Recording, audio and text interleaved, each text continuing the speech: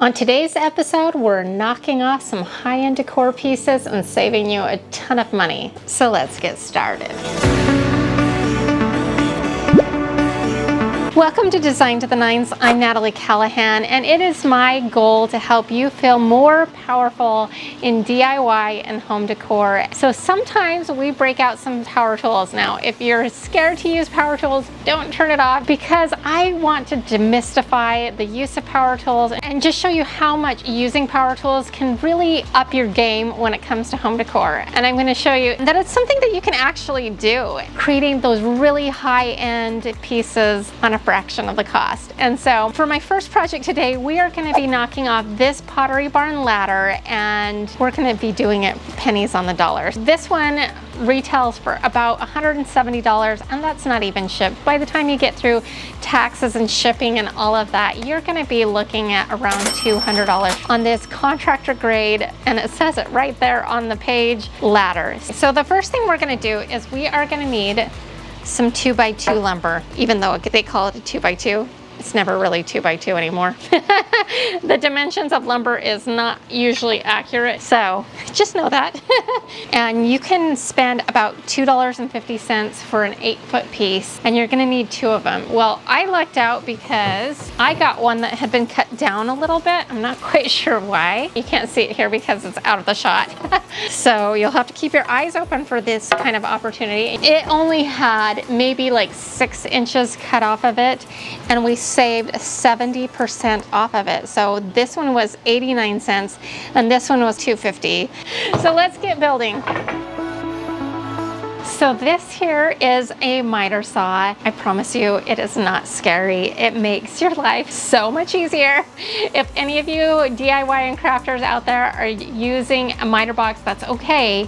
But if you want life to be so much easier, you don't need to be scared of this. And you just need to just be aware of your surroundings. So the first thing we're gonna do is we are gonna need to cut down our 2x2s and make them 72 inches, because that's the height of the Pottery barn ones. So we're gonna just take our measuring tape and measure 72 inches and make a mark.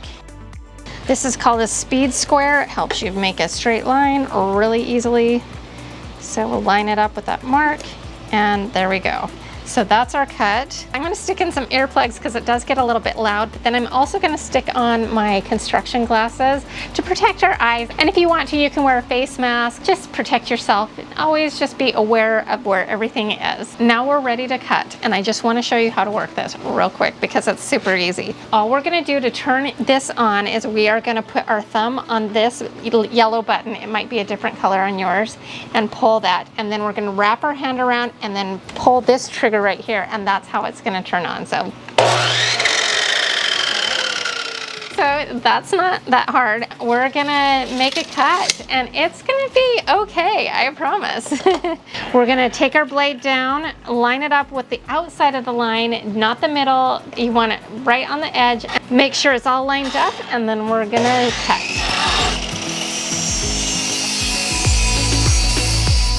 Okay, so super easy. Don't throw away these scraps. They're like gold to me. I've got quite the pile going, as you can see here. But you never know what you can make with them, so I'm gonna hang on to this. So we made our first cut, and we can actually use our first cut as a pattern. Line it up, make the mark like so, and cut it again. Okay, so this is a 1 1/8 inch round dowel, and we are gonna try to get 3 rungs out of it. So I've just divided that equally, and that equals 16 inches a piece. So we're gonna just mark that and make those cuts.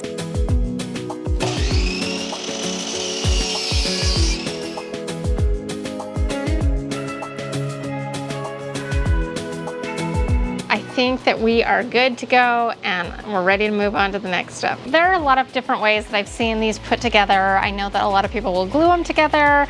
I've seen people just run screws in from the side and have the exposed screw, and that's all great. I am not knocking any of those methods. What I'm going for in my design is something that's gonna be sturdy and stand the test of time, hopefully, and hold up to those cute little monkeys that live in my house. We are going to take a wood boring bit, and that's what this looks like. And we are going to bore some holes in.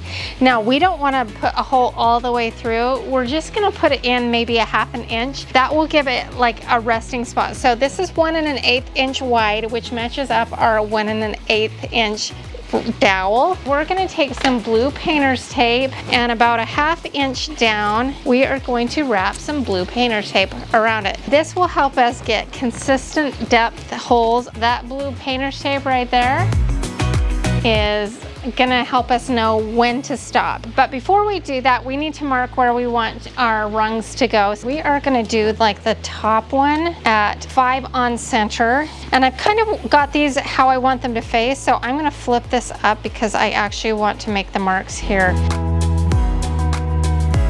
Then we are gonna take our speed square, and I'm gonna make a nice big plus sign.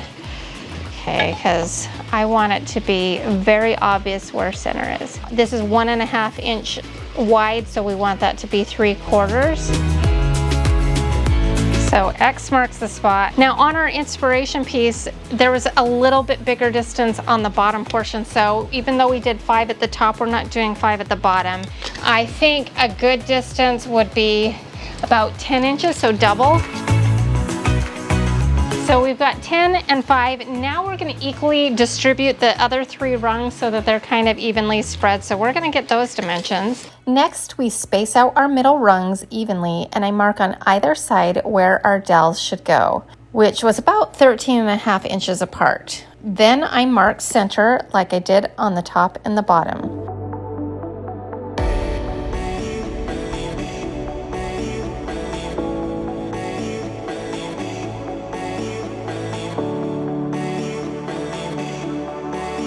Okay, so we want these to line up, so I'm going to lay them side by side here, and we are going to make marks.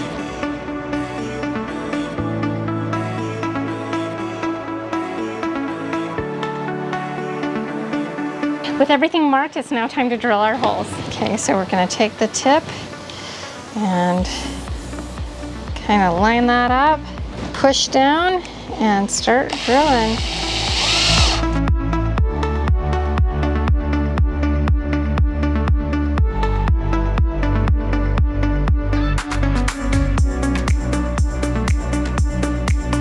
So we've got the first one done, and what I will tell you is a fresh battery will do you wonders. Also, if you feel like you're getting caught up a little bit, reverse it and then unreverse it, and then we'll just do it down the other side.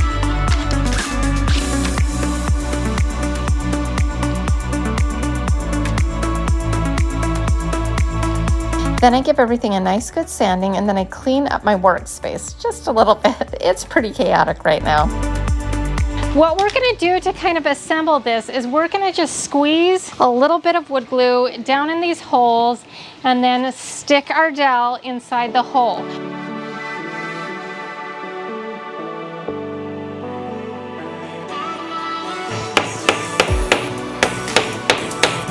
Okay, same here, kind of wiggle it down. Then I lay it down gently, take my speed square to make sure the rung is nice and square, and then I take a finish nailer and drive a couple of tiny finish nails into our rung. Now you could do this by hand with a hammer and nails, but make sure that the finishing nails are kind of small and not very noticeable. And there we go, and we'll just do this all the way down. Then we repeat this process on the other side.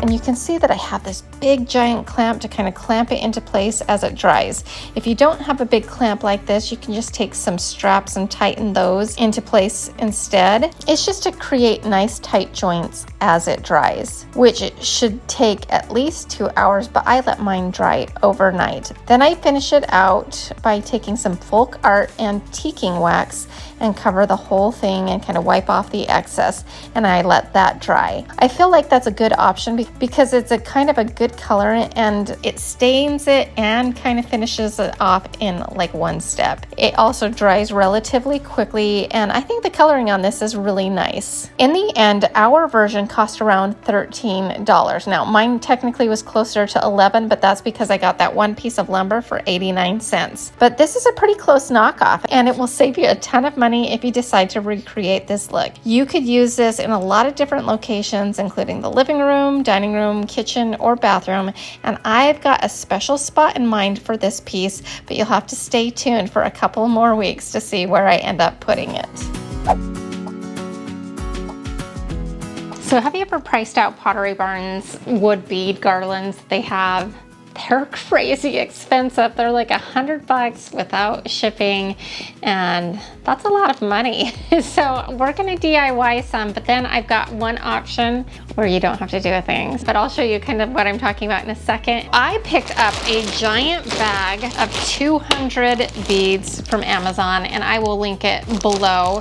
And these are about an inch. Now this is going to be such a quick and easy project. We're talking maybe 5 to 10 minutes max.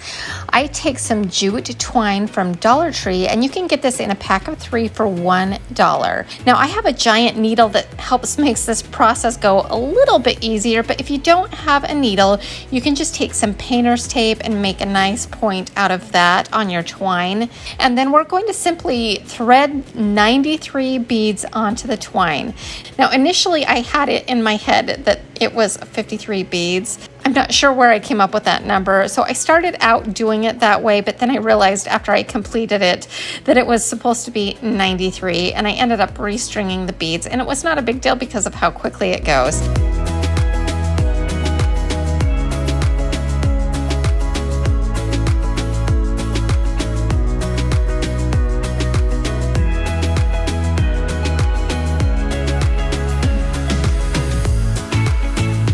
Now, once we have the 93 beads on, I just simply make a square knot, tying the two ends together.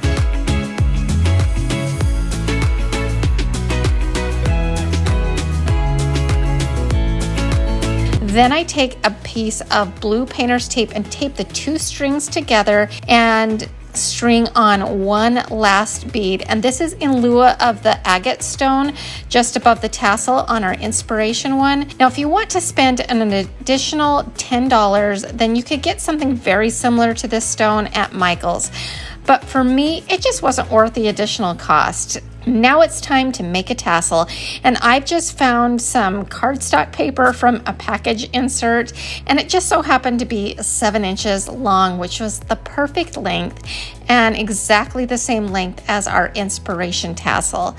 Now I just wrap it in twine over and over and over again, and I kind of lost track around 50-ish, but somewhere around there. Then I took one of the strings, one of the loose strings from our beads, and strung it through the top part of the tassel and tied a knot. And then I removed our cardstock, and then you can see that I left the excess strands from our original beads and just made that part of the tassel. And then I cut the bottom part of the seam, as you kind of see me doing here. I hope it all makes sense. Then I take another piece of twine and wrap it around multiple times, and then I tie a knot. Now at this point I felt like our tassel was a little bit too curly, so all I did is I took it to the sink and totally saturated it in water, and then I squeezed out all of the excess.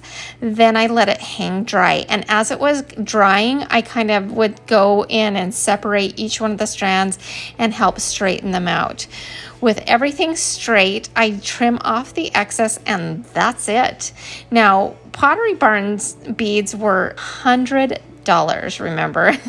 And my version was just $10. And I personally think 10 minutes of my time is worth $90 in savings, because this was so easy to put together and you get an almost identical look. What do you think? Also, would you pay $10 more to add that agate stone? And finally, I promised you a purchase option. In scouring Amazon, I found another garland that looks really similar. This garland from Amazon is $8.99. already done. The biggest difference are the size of the beads. These beads are about half the size, but they still give a very similar look. And for $8.99, you don't have to do anything but order it off of Amazon and it's done, and you still save over 90%. And I will link this in the description box below if you're interested in just buying it and not having to DIY it. Because sometimes you just don't want to DIY every single thing in your home. So for our next knockoff, we're going to be doing something from Magnolia Home, and I always feel a little guilty doing this because I really like Chip and Joanna, but I wanted to show you some options of how you could get the look for less. So we're going to be doing their hanging wall note, and it's actually a pretty decent price for what it is, but I think we can do it for a fraction of that. Now the first thing is size, and you're going to want to determine this first, and it's going to be kind of based on what paper roll you want. So I have this roll that you can pick up at the home improvement store. It's meant for like a painter's drop cloth essentially. This one I believe is about 18 inches. Then at the grocery store you can get some natural looking parchment paper, and this is 12 inches. Now this is the actual probably true width of the one from Magnolia Home. This paper here is a little translucent, so I don't know that this would be your best option. They actually do make a 12-inch of the painter's one, but I didn't have that, but I did have this. Now I decided to go with the 18-inch option just because it's what I already had on hand. Then I took some scrap wood from my pile and cut it down to about 24 inches. This gives me a few inches of wiggle room on either side. Then I cut my 1/2 inch dowel down to 20 inches long. That gives me about an inch wiggle room on either side. Then I figure out where I want the hooks to go to hold our dowel, and then I pre-drill some holes for that. And then we take our little screw hooks and screw them into place. Now I want to easily be able to drop my dowel right into the hook, so I want to open up those hooks a little bit, so I clamp our piece down and take some pliers and pull open the hooks just a little bit. Next we need to pre-drill some holes for some mounting screws, which I put 2 on each end, and then I countersunk the holes so that the head of the screw could go in deeper.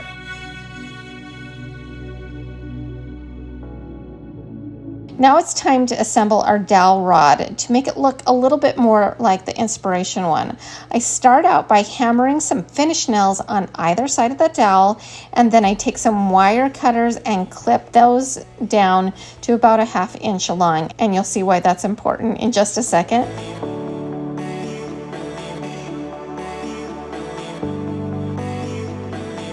Then I put a little E6000 on the nail, and then for a little instant stick, I do a little hot Gorilla Glue and place a washer on the end, and then I kind of repeat this process, and then I use what is meant to be kind of like a small decorative foot, but I kind of use them as finials a lot of times. They're in the wood section at most craft stores, and I already had these on hand from another project, and I repeated this same process, and then we did the same thing on the other side as you see me doing here, and then we let this dry. Then I take everything outside and I spray in a dark walnut spray paint that I already had on hand, and then I let that dry. On our inspiration pieces, there's kind of some brass or antique gold looking spots. So after this is dry, I take it inside and I add a little bit of gold rub and buff with my finger here and there to try to kind of mimic that look. Now, I don't know if I'm a huge fan of this look personally, but I did want to match our inspiration piece as closely as possible. If it were up to me and I was doing this totally for myself, I would either spray paint this in an oil rubbed bronze or a matte black and call it a day and not add the antiquing part. Having said that, I feel like we did a pretty good match here, and my version was only about $5 using scrap wood and really overall inexpensive items. The most expensive thing was just the paper roll. Now I just used some Dollar Tree magnets to weight the bottom part of the paper down, as you can see here, and they're painted in a similar fashion. Now mine was made out of wood and theirs is made out of metal, but mine was about 20% of the original cost, so that's pretty good. But what do you think? Well, I hope you enjoyed this episode. If so, here's another one that I think you'll like as well. And to all of my DIY Niners, I just want to remind you that you are more powerful than you know. We'll see you next time. Bye.